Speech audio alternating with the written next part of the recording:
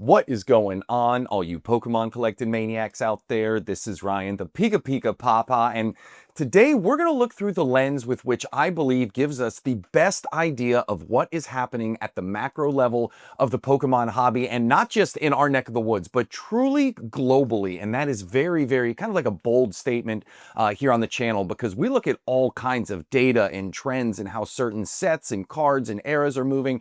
So when I come out and I say that I think this gives us the best view of how the overall market and hobby is moving for the previous month, I know that's saying a whole lot. And to be honest with you, when I'm trying to understand and keep my finger on the pulse of what's going on, this is the data that I reference the most. And what we're going to be talking about today is the exact grading data from PSA in regards to the most graded cards and sets and characters and gem rates and all kinds of good stuff that happened at PSA last month. And even if you're not into grading, which a lot of people aren't, like I totally understand that, even if you're not into grading, this is a great way to understand what is happening at the macro level of the hobby. Like, what are people who are trying to spend money to appreciate the value of their cards doing in the background? And I think, again, this stuff is really important for us to understand. So I'm going to present the data to you a little bit differently today. Traditionally, I start off with the overall grading volume, and we talk about how, how many TCG cards have been graded versus how many regular things have been graded at PSA.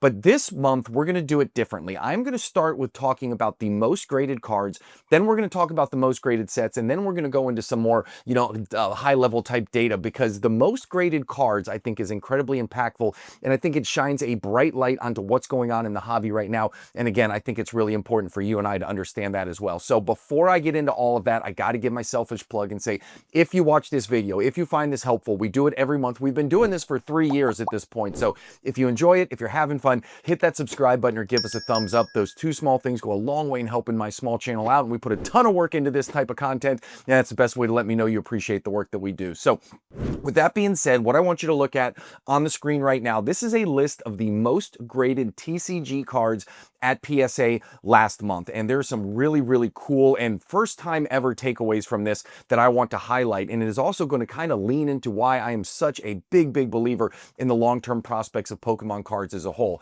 And the first thing that has never happened before is this is the first time ever we have had 4 different languages represented on the most graded cards list at PSA. And I want you to just try and conceptualize how hard that is to accomplish. So every language that TCG cards are printed in is eligible to be here on this list. And obviously the Japanese space is really, really, exciting. And a lot of people love Pokemon over there. And obviously English cards, obviously those obviously have a very, very strong presence here in the market as well. But for the first time ever, we see a Korean card listed on here, not just listed on here, coming in at number 2. And then if you look down there at the bottom, we have a Simplified Chinese. So this is the first time ever we have had 4 different languages represented on the most graded card set. And the reason I think that's so important, and the reason it helps me kind of solidify my beliefs in the long-term prospects of Pokemon, is it just speaks to the global nature of this hobby. I share before, and I'll probably talk about it later on in this video, like I came from the sports card space. I was a huge old school football vintage card PSA graded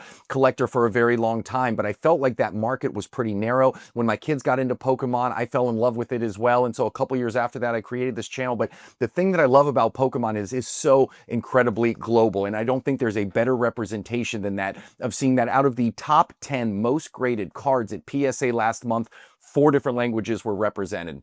The other thing that's really interesting is the market can be cyclical, right? I talked about how this video series can help us keep a finger on the pulse of what's going on, really from a more global nature. There are only 3 English cards that are featured this month. So you have the 151 Charizard, obviously that special illustration rare. I believe that's a very, very special card.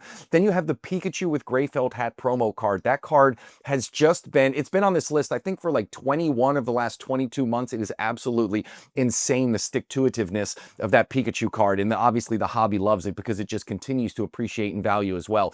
And then there at the very bottom, we have the Misty's Psyduck, and I think that is a very, very sneaky card. We have a lot of other videos on this channel that we use to help us understand how current market metrics can lead to long-term price appreciation. And that Misty's Psyduck, for whatever reason, like it's just checking all the right boxes for me to think that in the long run, it is going to have a very, very strong performance. So Seeing it here on the most graded list obviously goes to validate that as well. Now, the other big call out is there are 0 Prismatic Evolution cards that have been on this list ever since Prismatic Evolutions came out, and that is a big surprise. Obviously, you see some big sets represented here. You have 151, even though that set's over 2 years old at this point, right? You have Destined Rivals, the newest, most popular set in the Scarlet and Violet era represented here, but we have had 0, zip, zilch, 9, nada, 0 Prismatic Evolution singles cards ever featured on this list. And I'm going to tell you right now, me and my family, we have ripped a decent amount, probably more Prismatic Evolutions than really any other recent set. And we have pulled nothing special now. Thankfully, my kids just enjoy the fact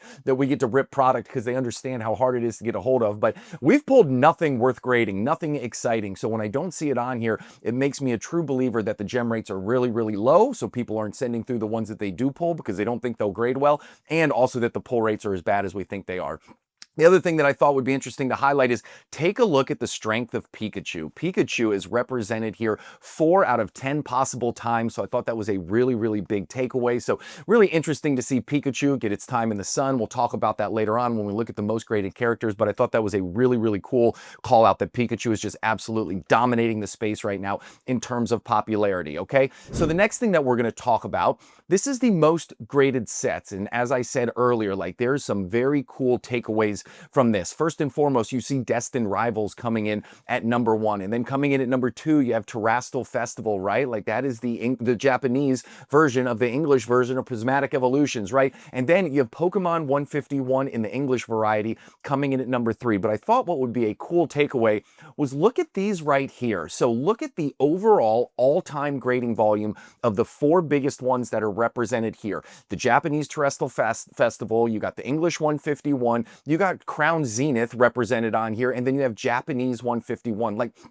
all of these are specialty sets. So when you think about this, this goes to show you how much demand, how much excitement, like how much people believe in these specialty sets. And not only that, but just how awesome they are. Whenever a specialty set comes out, as a matter of fact, I did a data dive video, well, it had to be a year and a half ago at this point, where we looked at the overall performance of specialty sets versus regular sets. And you have a couple outliers like Pokemon Go and a couple others, but for the most part, they really outperform regular sets. So whenever you have your chance to get your hands on them, it is hard to go wrong with that. And the other thing that I thought was really interesting here is take a look at this. Look at the overall grading volume, because remember what I just said on the previous slide. I talked about how there was 0 Prismatic Evolution singles cards that had ever made this list, but the set as a whole has been featured on the most graded sets, so people are in fact having them graded. But when you look at it right here, there's been 178,000 total Prismatic Evolution cards sent in for grading versus almost 500,000 of Terrestrial Festival. Now, you have to remember the Japanese ones are submitted, or excuse me, the Japanese sets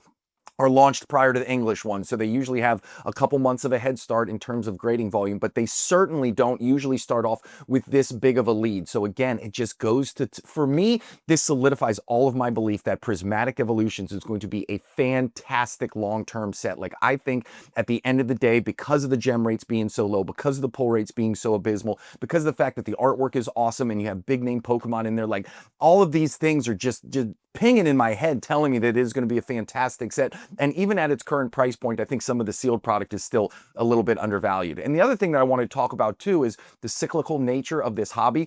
Take a look at what we see. We see 3 different promo eras that are represented right here. Now you see the 2025 Scarlet and Violet promo from Japan, right? Then you have the English 2025 Black Star promo. Then you also have the 2025, and this is crazy to say, but this is the Mega Evolutions promo right here. So these promo cards are hot, hot, hot. Yes, most of them are in Japanese right now, but in the English section they are as well. And I've been taking a look. I think there's still some really awesome promo cards that have the opportunity to do really well. So I'm going to do a video on that maybe next week or the week after, but I do think that there's still some promo cards out there. But this just goes to show you how the market is really starting to dive in to that really awesome promo space. Now, next one we're going to talk about right here is this is the total TCG cards graded at PSA by month. And there's some real big takeaways here. Obviously, TCG grading has been on an absolute tear. However, from last month to this month, what did we see? We saw a significant decline in TCG cards graded at PSA in August, last month when we had the information, right? So this is October, which means we're looking at September. So in September, we were looking at August, right? So if you look at it in August, we saw almost 1 million TCG cards graded at PSA, coming in at 969,000. And now in September, what did we see? We saw a significant drop down to 803, but I have those red arrows on the screen for a reason. Take a look at what happened last year from August to September, the exact same thing. So this is probably a little bit of seasonality. We saw a big drop off last year. We're seeing a big drop off this year. I have absolutely no concerns that the grading volume is still going to remain high. Demand is still going to remain high, and these cards are still going to be performing really, really well. Now, I wanted to put this red line up here as well because I think this is kind of a barometer for when things changed, right? So this is when January turned into February, and we all know that when that started happening, that was when prices really started to get out of control. Things were impossible to find on secondary markets, singles card prices, a lot of things started to get really, really hot. But take a look at the jump in grading card volume in the TCG space. If you look going back to January of 2022, all the way up to that red line, it was relatively consistent. There was some very, I wouldn't call it predictable, but there was certainly some patterns that were starting to emerge in terms of grading volume. And then in February of 2025, TCG grading just absolutely kicked down the door, and you can see the grading volume has been insane. Matter of fact, the next slide that I want to show you here is the overall grading volume in terms of how big TCG and non-sports cards is in relation to the total grading volume at PSA, and this is just wild to think about. So believe it or not, last month, PSA graded 1.55 million total items. And I want you to understand that is total items. That includes autographs and ticket stubs and baseball, basketball, football, wrestling, hockey, everything you could imagine that goes to PSA. They graded a total of 1.55 million items. And last month, including non-sports, right? It's not just TCG in this number, it's TCG and non-sports. So it's a little higher than the previous one that we looked at, but not by much. The total volume was 844,000, which represented over half, just shy of 55% of the total grading volume at PSA was TCG and non-sports. However, even though that number is astronomically high, even though that number I think is very, very strong for the hobby, guess what? It pales in comparison to what that percentage has been for the last 6 months. Over the last 6 months, TCG and non-sports cards has been over 60% of the overall grading volume at PSA. We are seeing, and I don't know how long it's going to last, but we're seeing a fundamental shift in what is being graded at PSA, and certainly what the overall cardboard hobby, if you will, is interested in. Now, this graph right here is my own. I create this on the back end, and I did this because, again, I came from the sports card space. I switched to Pokemon because, number one, I can enjoy it with my kids. Number two, I felt it had a great long-term prospect, a much better one than what I call the ball sport. So the orange line represents the aggregate value of baseball, basketball, and football's total grading volume. So I take all three of them and I add them together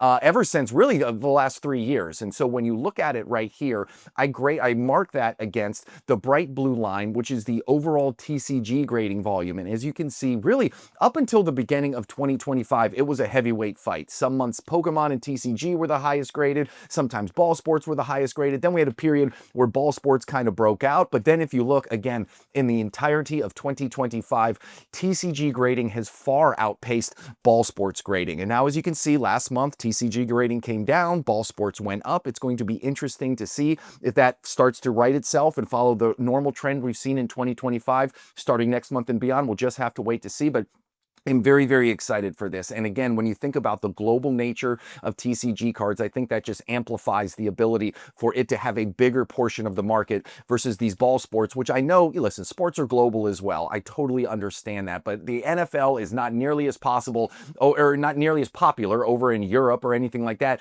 as it is here in the United States. It's gaining popularity, it's gaining steam, but it's not nearly as popular as here in the United States. So you're really kind of, I don't know, pigeonholed into those singular markets when you think about some of these sports. Next thing that we're going to talk about right here is the most graded subjects, and guess what? This list has not changed for 4 consecutive months, so we won't spend a ton of time on here, but the biggest takeaway is in the far right column. You see growth versus August of 2025, and you see all of the characters are down except our boy Pikachu, who is sitting there at the very top, up 28% in terms of the overall Pikachu grading volume at PSA, while everything else is down. We have never seen Pikachu remain at number 1 for as long as we have in this last, I don't know, 6 or 8 months. Traditionally, Charizard, for the first 2 years of doing this video series, Charizard was number 1. And now for whatever reason, over the last year, they've kind of gone back and forth, and Pikachu has really solidified itself at number 1 over the last 6 to 8 months. So really, really cool. And again, when you hear me talk in other videos and I'm saying, hey, I want big name Pokemon from big sets and yada yada, a lot of those big name Pokemon in the back of my head are ones that I see featured here, because if a name is on this list right here, it tells me it has global popularity. It tells me there's a ton of interest in it. So these are the ones, when I'm talking about big name Pokemon, these are the ones that I'm really focused on, because guess what? The rest of the collecting hobby is focused on them as well. Man, I love this video and I love the data that comes out of it. All right, next thing that we're talking about is a bunch of information, which to be honest with you, I'm not a huge fan of, but I always like to share it as well, because this is the gem rates by era by what used to be the 4 big grading companies. As far as I'm concerned, SGC and Beckett are really just starting to fade to black. It's CGC and it's PSA, and they're kind of the only ones whose data is really relevant as far as I'm concerned, just because the grading volume is so small at the other two. Now, people still send cards to Beckett in order to get them graded in search of those very coveted and hard to find black labels. So if you look at the gem rate and Beckett TCG column, which correlates with the 2020s right there, it is 70.7%. Well, the reason for that, it's not because Beckett's just handing out gem mints left and right. It's for what I just said. People are trying to send the best of the best to Beckett in order to get the black labels. And if they fall just short of the black label, you can guarantee they have a very good chance of getting that 9.5 Beckett gem mint grade. So PSA